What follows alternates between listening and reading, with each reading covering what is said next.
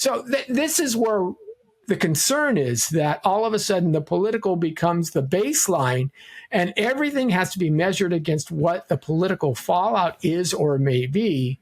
And so it's my politics that has to be consistent, and my interpretations are all based on my political understanding or assumptions. Yeah, that's good. I mean, I think that's super interesting to point out, the idea that you brought up at the beginning with the thought experiment of walking down the street with the ice cream cone. It's like, why does something happen? It's a fundamental question, which is also kind of like, why is the world the way it is? Right. And then what is my response to events in the world, right?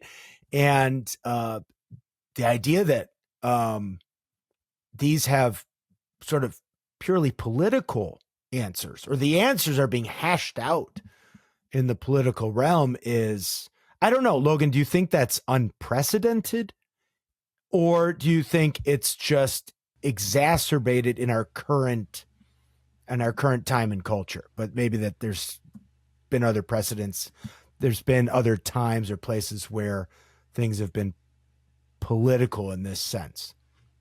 Yeah, I mean, I don't think it's unprecedented. I guess it depends also how broadly you're talking. If you're talking about within the American enterprise, within the political enterprise.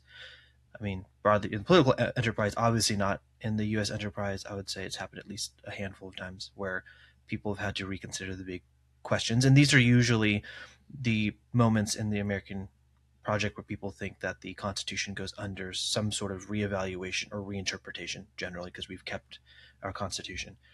I think, though, I'm not entirely on the side where I think there are clear distinctions, though, between the religious and the political. In the same way of, like, say, if you look at an apple, right?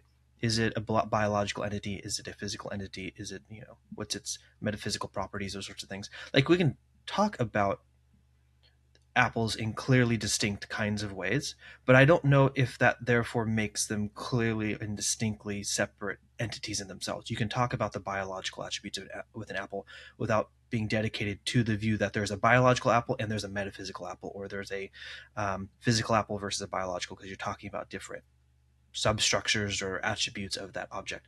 In the same way, I think that there are religious aspects to any political enterprise. The U.S. government is theologically grounded. I mean, if you read through the Declaration of Independence, the U.S. claims to gain legitimacy to govern through this idea that people are created by God with certain rights, and among those rights that are listed is giving consent to be governed. And so the government has this legitimacy through the people by God. That's a theological claim. So I don't know if it's fair to say that we are now in this weird theological view of politics. I think what we're seeing really is the degradation and maybe debilitation of Christianity, which is the undergirding of the American government. And with that comes a question of, well, when the overarching global way of viewing the world is falling apart, naturally people are going to ask, okay, then what are we doing?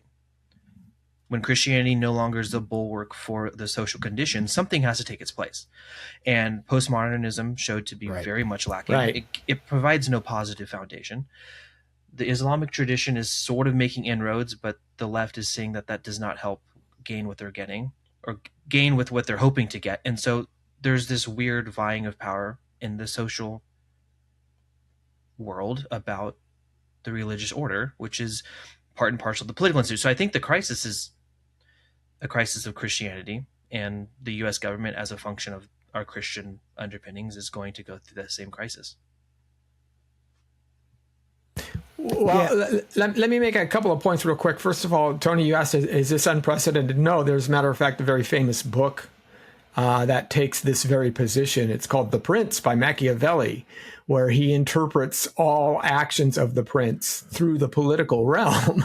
That would be, but you have to appear virtuous because the people want a virtuous leader, but you don't have to necessarily be virtuous. You just have to make sure you appear so, because it becomes more politically astute and more effective to govern people in that regard. So to that point, it's been around a while. Secondly, and to Logan's point, yeah, I agree that these things overlap. The question really that I'm most concerned with is when the political and religious come in conflict, when there's a tension point between the two, those that understand or have as their basis of reality a religious framework will fall back to religion and say, well, our politics must be wrong. We have to refigure it out.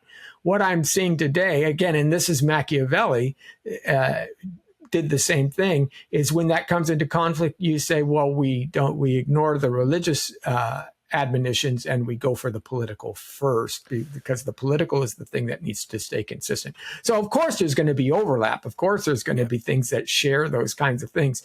It's the tension points that are the point of concern, things like abortion or transgenderism or things like that.